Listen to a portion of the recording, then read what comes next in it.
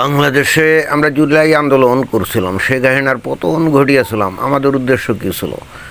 ভারতের চোখে চোখে রেখে কথা বলবো, ভারতের উপরে নির্ভরতা কমিয়ে ফেলবো এবং দরকারে ভারতের সাথে কোনো সম্পর্কই রাখবো না। ভারতের থেকে কোনো আমদানি আমরা কোনো কিছুই করব না, অর্থাৎ ভারতের কোনো মাতব বাড়ি আমরা সহ্য করব না।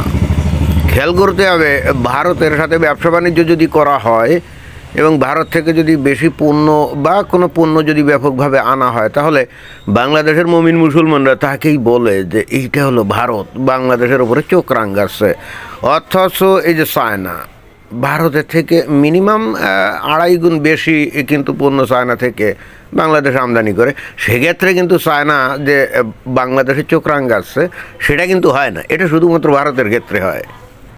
তো এখন ঘটনা কি? এই ঘটনা হচ্ছে, এখানে এই যে একটা খবর বের হয়েছে, সেই খবরটার শিরোনাম বলছে যে নির্ভরতা কমানোর ডাক দিয়ে ভারত থেকে আমদানি প্রবৃদ্ধি সবচেয়ে বেশি। কি অদ্ভুত ব্যাপার, তাই না? যেমন আওয়ামী লীগের আমলে 2023-2024 অর্থ বছরে ভারত থেকে আমদানি হয়েছিল প্রায় 9 বিলিয়ন ডলারের পণ্য। তো স্বাভাবিকভাবে আগস্ট মাসে যখন অভ্যুত্থান ঘটলো এবং আওয়ামী লীগ সরকারের পতন ঘটলো এই 2024 সালে, তাই না?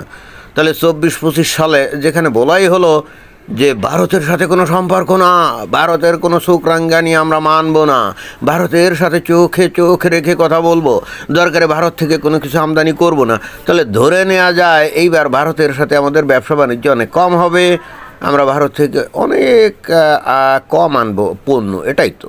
কিন্তু ঘটনা হয়ে গেছে উল্টো। 2023-24 সালে যেখানে প্রায় ভারত থেকে প্রায় 9 বিলিয়ন ডলারের পণ্য আমদানি বাংলাদেশ করছিল, 2024-25 অর্থ বছরে এইটা গিয়ে দাঁড়িয়েছে প্রায় কত, 969 মিলিয়ন, 969 মিলিয়ন, অর্থাৎ না 969 কোটি, মানে 10 বিলিয়ন, 10 বিলিয়ন, অর্থাৎ 70-75 কোটি ডলারের পণ্য বেশি কিন্তু এই ভারত থেকে আমদানি করা হয়েছে। তাহলে এই ঘটনাটা কি দাঁড়াচ্ছে? ঘটনাটা দাঁড়াচ্ছে যে এই অন্তর্বর্তীকালীন সরকার এবং তার যে সমর্থকরা আমাদেরকে যে আশ্বাস দিছিল যে ভারতের যে সমস্ত হারাম পণ্য, আসলে ভারতের সব পণ্যই তো হারাম, এগুলো বাংলাদেশে আনবে না, বাংলাদেশের মুমিন মুসলমানের ঈমান তারা সংরক্ষণ করবে, তাই না? হারাম পণ্য তাদেরকে দিয়ে খাওয়াবে না। এই কারণে বললাম, কারণ ভারত থেকে বস্তুত তো বাংলাদেশ কী আনে? চাল, ডাল, মশলা, তাই না? তারপরে পেঁয়াজ, রসুন, এগুলোই তো আনে। তো এগুলো তো খাদ্যপণ্য, তাই না? তো এগুলো তো হারাম খাবার। তো বাংলাদেশের মুমিন মুসলমান তারা কিন্তু এটাই কামনা করছিল যে এই গণঅভ্যুত্থান এবং অন্তর্বর্তীকালীন সরকার তারা এইবার একেবারে পরিপূর্ণ হালাল পণ্য বিভিন্ন মুসলিম দেশ থেকে তারা আমদানি করবে। কিন্তু ঘটনা ঘটে গেছে উল্টো। শেখ হাসিনার আমলে যেটুক পরিমাণ আমদানি করা হতো, এই অন্তর্বর্তীকালীন সরকারের আমলে আরও বেশি করে এই যে ভারত থেকে আমদানি করলো। তাহলে এই অন্তর্বর্তীকালীন সরকার এবং এর সমর্থকরা এবং যারা জুলাই আন্দোলন করছিল তারা আসলে আমাদেরকে কি ধোঁকা দিল নাকি প্রতারণা করলো? এটা কোন ধরনের কথা? তো এই যে ভারত থেকে আরও বেশি হারে, আরও অধিক হারে পণ্য আমদানি করছে, এ ব্যাপারে এই যে সমস্ত লোকজন এই যে অন্তর্বর্তীকালীন সরকারের পিছনে আছে এবং ভারতের এই আওয়ামী লীগের বিরুদ্ধে যারা নাকি রাস্তায় নেমে গণঅভ্যুত্থান করছিল, তারা কি অন্তর্বর্তীকালীন সরকারকে একটা বড় প্রশ্ন করছে যে তোমরা এটা কেন করলে? আমি জানি না আসলে করছে কি না, তবে করে নাই, করলে তো আমরা জানতাম, তাই না? এমনকি আমরা দেখলাম যে ভারতের পণ্য বয়কট করার নামে রাস্তাঘাটে কত নাটক হলো, তাই না? এবং আমরা ভাবলাম যে যাক, এইবার বোধহয় বাঁচা গেল, এই ভারতের মুশরিকদের উৎপাদিত হারাম পণ্য বাংলাদেশে আর ঢুকবে না, বাংলাদেশে যা কিছু ঢুকবে সব হালাল পণ্য ঢুকবে এবং বাংলাদেশের তৌহিদি জনতা, মুমিন মুসলমান, তারা হালাল পণ্য খেয়ে বা উপভোগ করে মরার পর একেবারে চালাইয়া কোথায়, একেবারে বেহেশতে চলে যাবে, 72 হুরের রাতে অনন্তকাল যৌন সংগ্রামে লিপ্ত হবে। আমরা কিন্তু এটাই ভাবছিলাম, এটাই আমরা আশা করছিলাম। কিন্তু মনে হচ্ছে আমাদের সাথে ভয়ঙ্কর রকমভাবে প্রতারণা করা হয়েছে।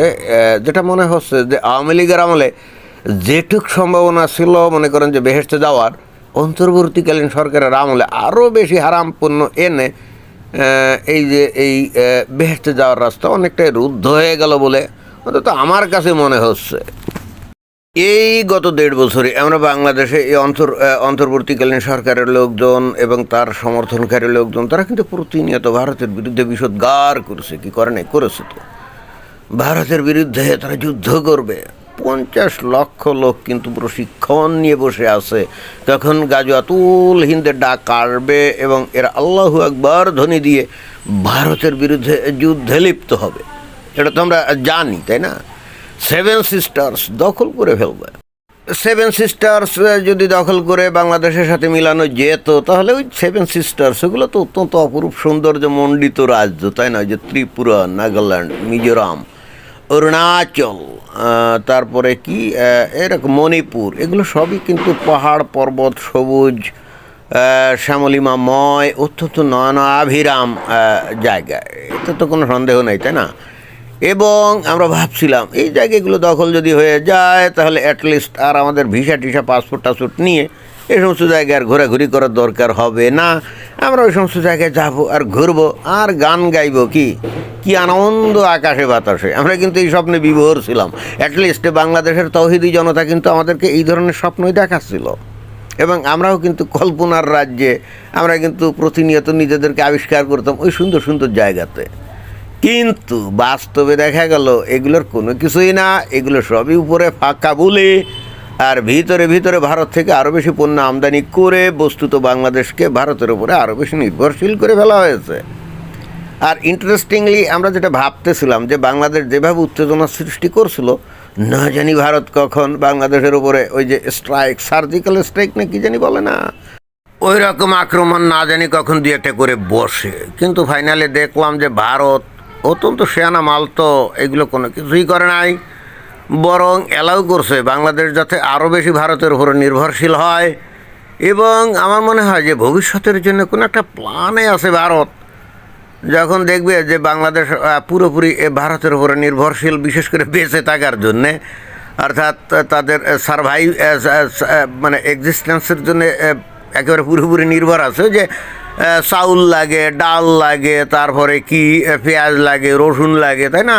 তো এগুলো তো একেবারে সারভাইভিং যে আইটেমস, চাউল টাউল এগুলো না থাকলে কি বাংলাদেশে কি হবে না, দুর্ভিক্ষ হবে না? তো ভারত তো বহুত শেয়ানা মাল, তারা চিন্তা করেছে যে বাংলাদেশকে পুরোপুরি ভারতের উপরে নির্ভরশীল করে ফেলতে হবে, আর উপরে উপরে ওরা ওই ভারত বিরোধী স্লোগান দিতে থাকবে আর বাংলাদেশকে আরও বেশি নির্ভরশীল করে ফেলতে হবে। এবং একটা পর্যায়ে এমন বাড়ি দিবে যে বাংলাদেশের তৌহিদি জনতা তখন তারা ঈমান নিয়ে হয় থাকবে, আর না হলে ওই দুর্ভিক্ষে মরে সাফা হয়ে যাবে। আমার কাছে ভাই এরকমই মনে হচ্ছে ভারত মনে হয় এই ধরনের কোনো একটা প্ল্যান পায়তারায় আছে। তা যদি না হয়, এত কিছু ঘটে গেল, ভারত কোনো কিছু করলো না, কোনোটু শব্দ করলো না, অথচ তলে তলে ভারত ওই বাংলাদেশের সাথে ব্যবসা বাণিজ্য বৃদ্ধি করেই চললো। এটা আসলে কী নির্দেশ করে? আমার কাছে অন্তত এরকমই মনে হচ্ছে। ধন্যবাদ।